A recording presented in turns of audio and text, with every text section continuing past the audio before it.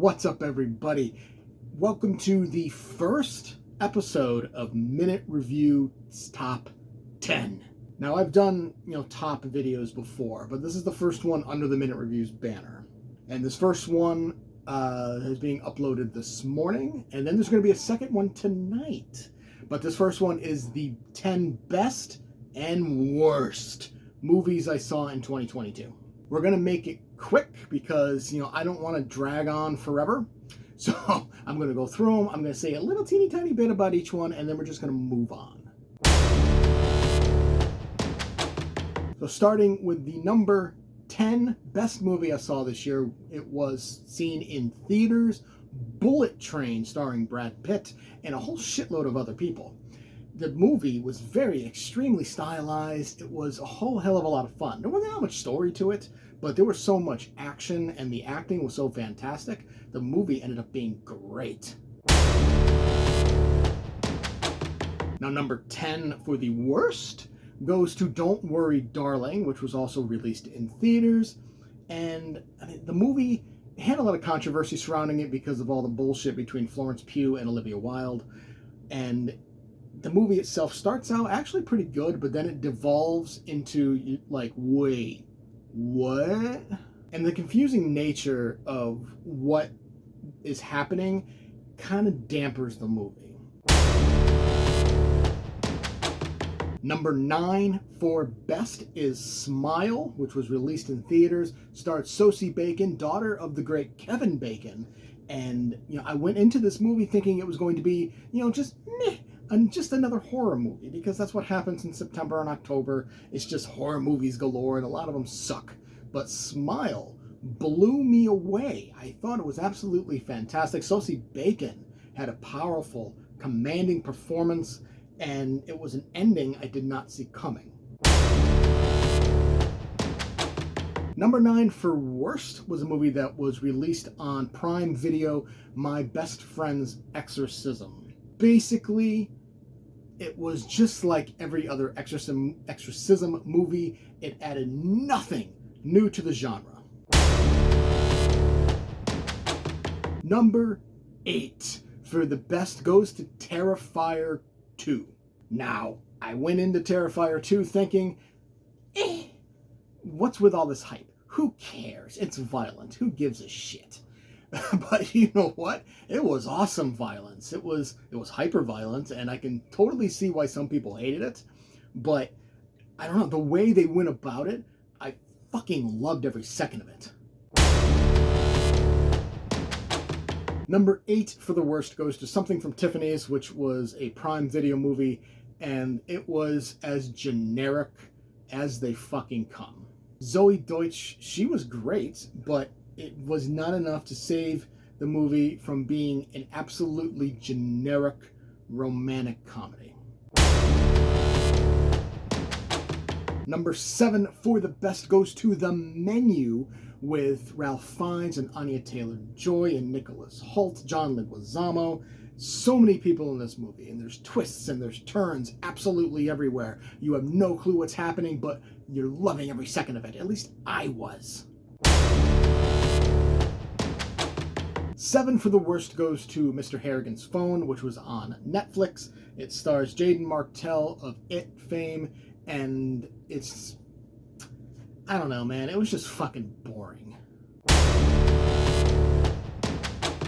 Number 6 for the best goes to The Unbearable Weight of Massive Talent, starring the great Nicolas Cage as well as Pedro Pascal. I went into this movie thinking it's going to be dumb. It's going to be so dumb. But from beginning to end, it was just pure and utter fun.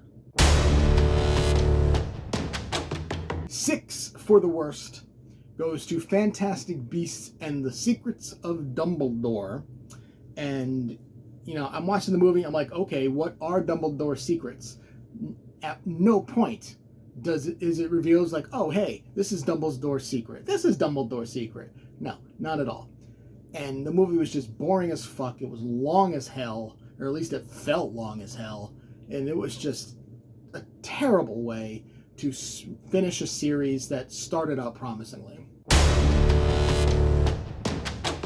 Top 5. Number 5 for the best movie I've seen this year goes to Weird, the Ali Yankovic Story, which was on Roku channel, and Daniel Radcliffe, an amazing Weird Al Yankovic.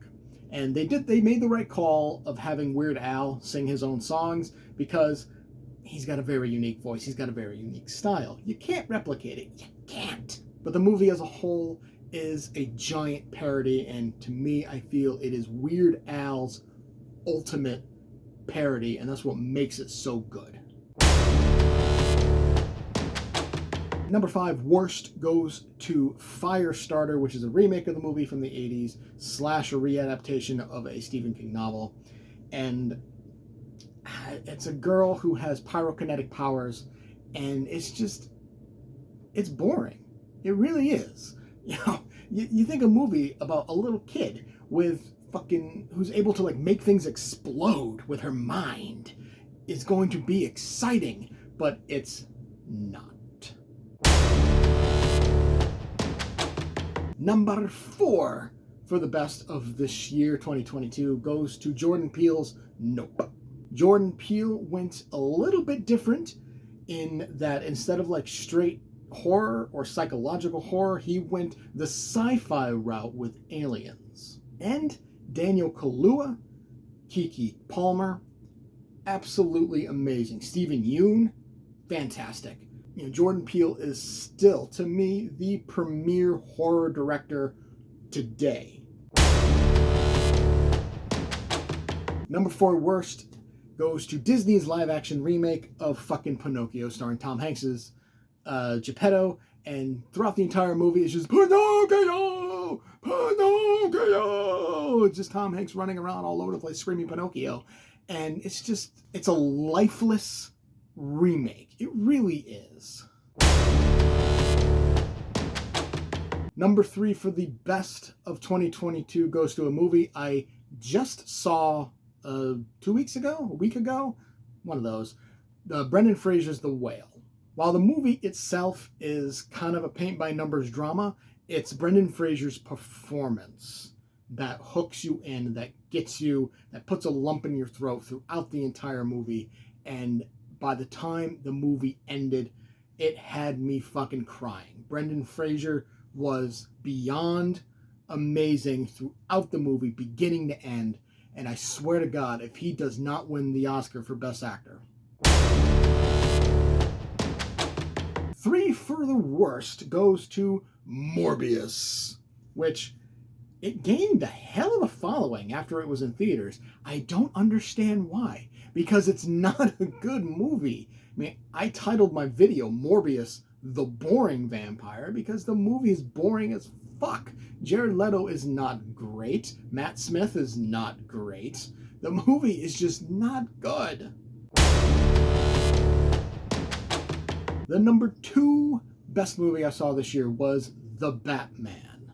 Now, I went into this kind of worried because Robert Pattinson as Bruce Wayne Batman, you know, best known as a fucking sparkling vampire from Twilight. But since then, he has proven to be a hell of an actor. I've seen him in a lot of movies, and he has been amazing. But I still went into it thinking, I don't know, man. But what I got was a phenomenal performance from Pattinson, was a beautifully shot movie. It was Batman personified. It was dark. It was gritty. And even though I wasn't a huge fan of Paul Dano's Jigsaw-like Riddler, Paul Dano himself is amazing. Barry Koenig, short cameo as the Joker. Oh my God, I need to see more. The Batman blew me away. The number 2 worst movie I saw this year was Uncharted. Yeah, does anyone actually remember that this movie came out? That's how fucking bad it was. It starred Tom Holland as Nathan Drake and Mark Wahlberg as Sully, even though Bruce Campbell would have literally been the perfect Sully, but whatever. It was based on the game in name only. Other than the characters and maybe a few little plot points here and there, it had absolutely nothing to do with the game, and it was a mindless stupid action movie. And we're going to change it up. We're going to do the number one worst movie first, that being Rob Zombie's The Munsters. Oh my God, I don't even know what I can say that I didn't say in my review. This movie is just bad. It is fucking atrocious. It is an insult to the Munsters. Fred Gwynne is rolling in his grave.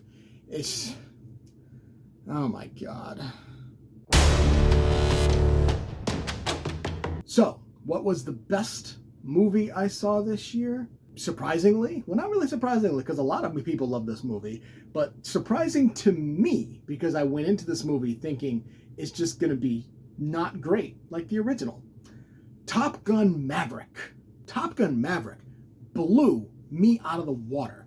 I could not believe how absolutely amazing Top Gun 2 was. Tom Cruise is still one of the best fucking action stars out there.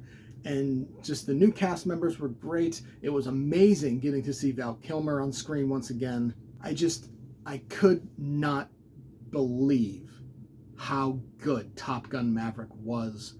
And it surprised me so much. That is why it is my number one best movie I saw in 2022.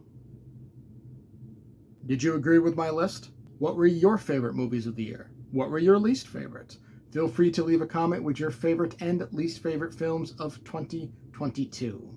Don't forget to leave a like if you enjoyed the video and subscribe to see more. And I will see you next time.